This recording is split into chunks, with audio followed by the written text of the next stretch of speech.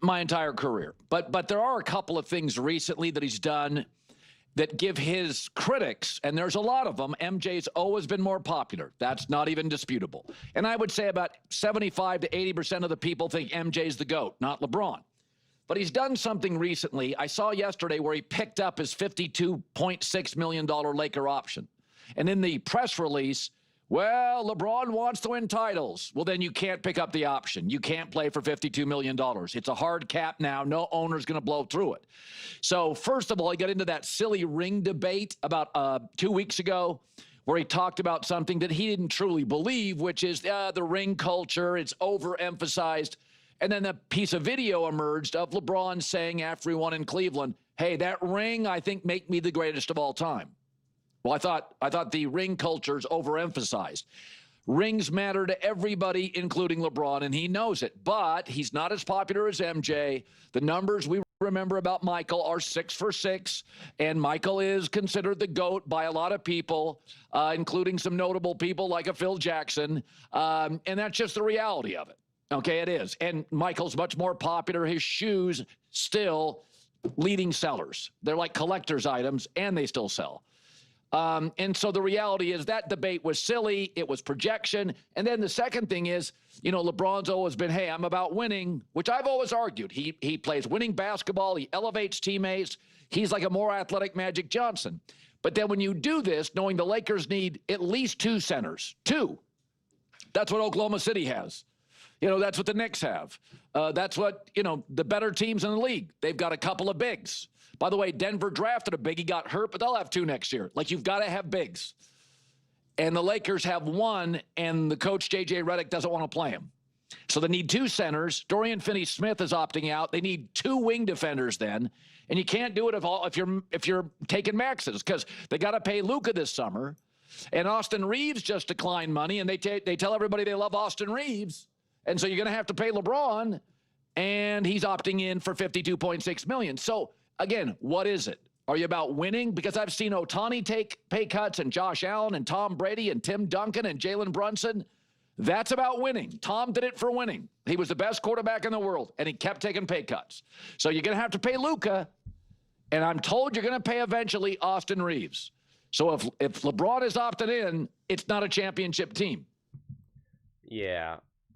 I'm not so sure Ohtani took necessarily a pay cut per se. I don't know if we could necessarily look at it through that lens. But yeah, I mean, I understand what Colin's saying. Although it's kind of funny where it's like that video emerged about when he won. He said that he was the best, and it's like, I mean, that was a very popular clip. It's not like that just kind of came out of nowhere randomly. Like, people like dug it up and they were like, "Oh my God, did you see this clip? This is where he contradicted." And it's like, we've known that, we've seen that clip a billion times. So that's been around for quite some time. But yeah, listen, I do agree, right? You can't take this insane amount of money and then be like, you got to make moves. I want to play winning basketball, because the NBA is not like the NFL where you can kind of like build in the draft, especially when you're trying to win now.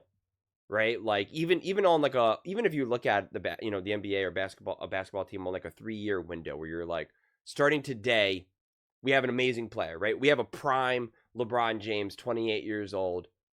We need to build a team around him, and we within the next 2-3 years, we got to seriously compete for rings. You wouldn't even really be able to do that in the draft. You're not going to draft an 18-year-old, 19-year-old, and in a couple years, have him be this big impact player. Like, it just doesn't work that way. Just doesn't work that way. You draft a 20-year-old, 21-year-old, and it's still in a couple years. It's like, yeah, he can help. He can be like kind of supportive, but like, you're not going to trust him in a huge moment. I mean, this is what we see again and again and again and again and again. So you do have to, work with free agency trades. You do have to pay these players legitimate money. So it's like, if you want to win, and you're looking at LeBron right now, his window, because people can talk about some of these other players, the SGAs, essentially the younger players, and it's going to be different because they do have the time to build players in the draft to kind of to pay someone to sign a big contract that then ideally over time ages a little bit better. But if you're looking at LeBron James and you're like, bro, we got 1 year, 2 years left to really go for it. If that is the case, well then yeah, taking the maximum amount of money that you can get, it's just typically not going to work. It's just not. And even in football, the first round pick, second round, third round pick can be players that make a really big impact very quickly. They might not be mega superstars year one, but in the NFL, like, you can draft someone who can immediately, if this was basketball, can immediately be your number 2, number 3, number 4, number 5, certainly as 6th man off the bench. Like, immediately. And like someone that you can actually, for the most part, trust now in the playoffs even. Whereas even a player who hits the ground running in the WNBA, I make a lot of WNBA videos too, but in the NBA, once you hit playoffs, you're gonna be like, oh man, I am uncomfortable. It was fine playing this guy in October, but in May and June, like, not so much. So yeah. It's I don't know if LeBron should necessarily be criticized for taking this. He obviously has all the money in the world, and I get it, but it is interesting because when your career is winding down, like, it's gonna be one of the last times that LeBron James can just get a big check, 52 mil, just like that. He's still going to make that a year once he's retired with all the other stuff that he does. But I guess, like, this is, like, his basketball income is really technically the only thing that's, like, truly, like, 100% automatically guaranteed in that moment.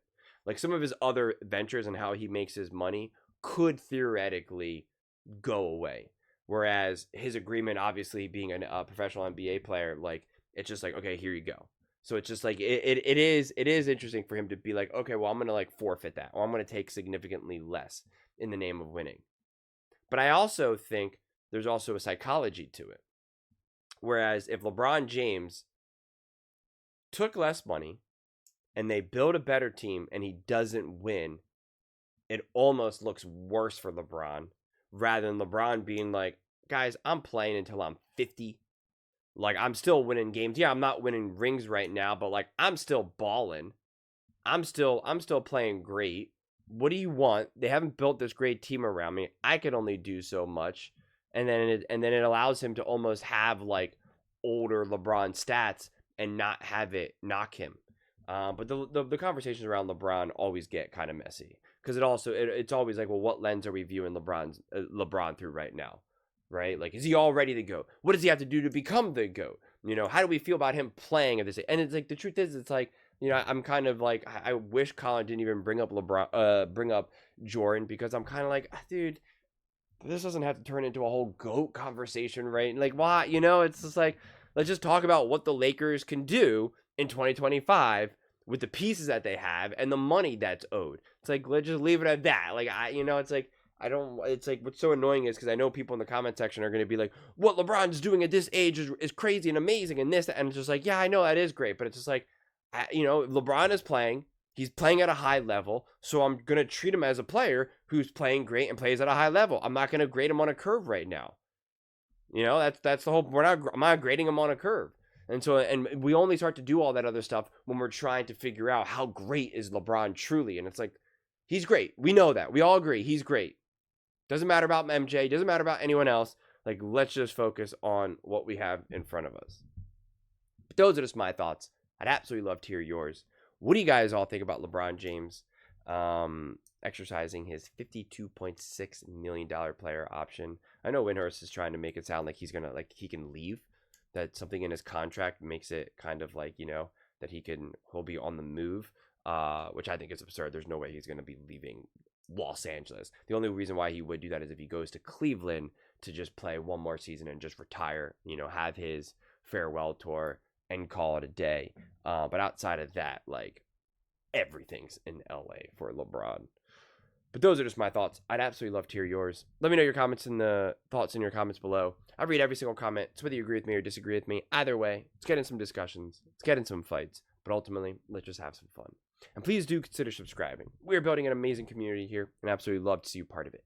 I want to build something that we all genuinely feel connected to. Something that we're really excited to be part of. I think we're well on our way to doing it. Please don't forget to give this video a thumbs up, as it really does help the visibility and the algorithm. Thank you so much. See you next time.